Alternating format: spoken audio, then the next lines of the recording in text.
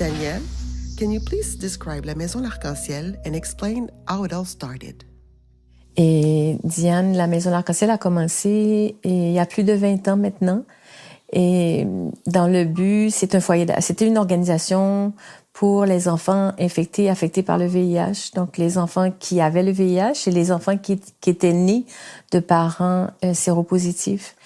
Et la Maison L'Arc-en-Ciel, les premiers enfants de la Maison L'Arc-en-Ciel sont rentrés en juillet 1996. C'était des enfants qui étaient abandonnés dans les centres hospitaliers, stigmatisés, rejetés, des enfants qui étaient vraiment près de la mort. Et on a voulu leur donner un foyer où est-ce qu'ils trouveraient une famille, où est-ce qu'on pourrait les encadrer, où est-ce qu'ils pourraient survivre à la maladie. Et ensuite de ça, au fil du temps, on s'est aperçu qu'il était aussi nécessaire et on a une deuxième approche où est-ce qu'on pourrait aider les familles, les parents qui étaient infectés, afin qu'ils survivent pour continuer à prendre en charge leurs enfants au lieu de placer les enfants dans une institution. Donc, on a commencé un programme qu'on appelait à l'époque, en 2002, une maison de proximité. Donc, un endroit où les familles pouvaient se réunir et en toute sécurité, parce que là, on parle d'une époque où est-ce que le VIH, c'était la lèpre de l'époque. Donc, tout le monde avait peur, tout le monde les rejetait, les gens se cachaient. Ce n'est plus comme aujourd'hui où est-ce que il y a encore de la stigmatisation aujourd'hui, mais ce n'est plus du tout ce que les gens subissaient à l'époque. Donc, en 2004, on a ouvert cette troisième approche qui, elle, était d'aller dans les communautés défavorisées de Port-au-Prince et à travers les églises, à travers les écoles, d'identifier des personnes qui avaient cette capacité et cette volonté de faire du bénévolat pour déstigmatiser le VIH, donc donner un support aux familles infectées par le VIH. Donc, on a sensibilisé les gens, formé les gens, et qui, avec les mamans, ont travaillé ensemble dans les communautés pour donner de la formation et pour sensibiliser les gens au VIH. Donc, ça a été les 3 grands programmes.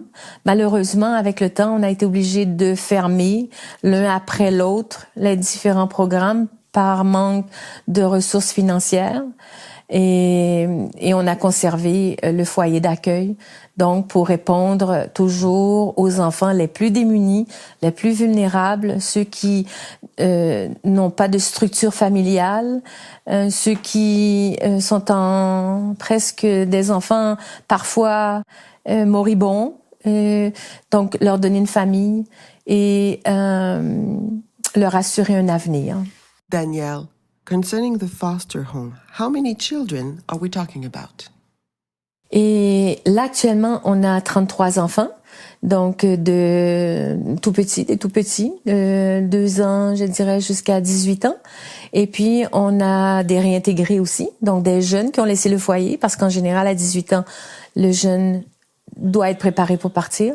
Donc, on a au moins 45 jeunes qui ont laissé le foyer, à qui on donne un support ponctuel. Robert, now that we understand the origin of La Maison L'Arc-en-Ciel, can you please describe the current projects, their potential, and what are your needs to be able to obtain financial and energetic self-sufficiency? Alors, comme disait Daniel tout à l'heure, c'est que, nous sommes actuellement à un carrefour un peu difficile, où les financements se font de plus en plus rares et que, normalement, il faut que la Maison L'Arc-en-Ciel survive, il faut qu'on continue. Alors, la difficulté pour nous, ça a été quand même d'arriver à mettre en place certaines activités qui pourraient générer des revenus.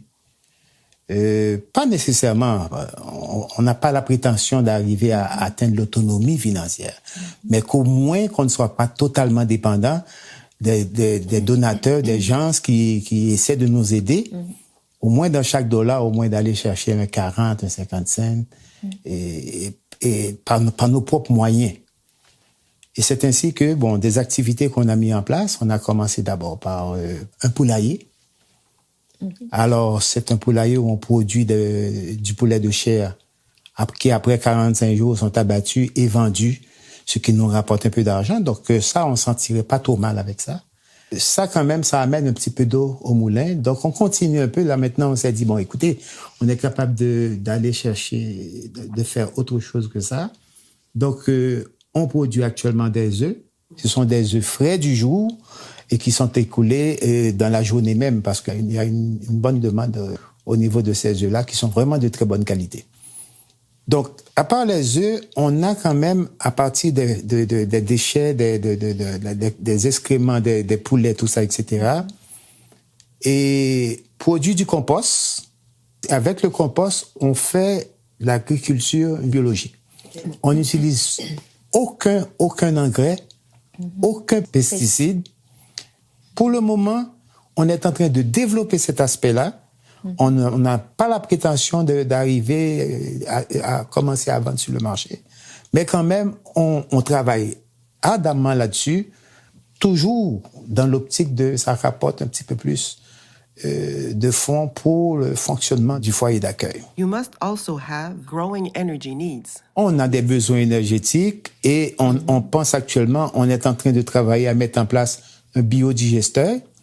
Donc, qu'à partir des excréments des bœufs, de la bouse de vache, qu'on va pouvoir produire un peu de méthane qui va aller et diminuer notre facture au niveau du gaz de cuisson. Et on continue aussi à mettre d'autres activités génératrices de revenus en place. Mais pour cela aussi, il y a une nécessité d'augmenter notre capacité énergétique, d'être moins dépendant d'un réseau qui ne fonctionne pas du tout, et qu'à ce moment-là, ce qui est le plus rentable et plus facile, ce serait le solaire. Donc, on travaille, on essaie de trouver des fonds pour mettre en place un système solaire qui va nous permettre de mieux produire puis d'être beaucoup plus autonome au niveau des besoins énergétiques.